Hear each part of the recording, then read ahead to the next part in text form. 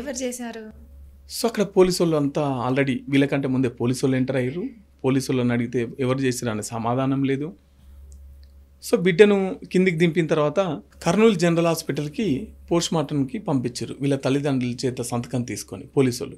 So postmortem అక్కడ నడుస్తున్నది. Postmortem నడుస్తున్న సందర్భంలో అక్కడ డాక్టర్ 3 గంటలు పోస్ట్మార్టం చేసి ఇక్కడ ఏదో ఇబ్బందికర వాతావరణంలో ఈమెను కొట్టి చంపేసిర్రు, కావాలని మెడకు ఏదో వైర్ చుట్టి గుంజీరు, ఈమె మీద సెక్సువల్ హరాస్మెంట్ కూడా జరిగింది అని చెప్పేసి ఆ డాక్టర్ ఇంకా కొంచెం డెప్త్ ఇన్వెస్టిగేషన్ ఇందులో జరగాలని చెప్పేసి అందులో రాసి పోస్ట్మార్టంకి ఇచ్చింది.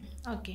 పోస్ట్మార్టంకి ఇస్తే దాంట్లో స్ప్రిమ్ దానికి సంబంధించి ఒక 7 డిఎన్ఏలు తీసినారు.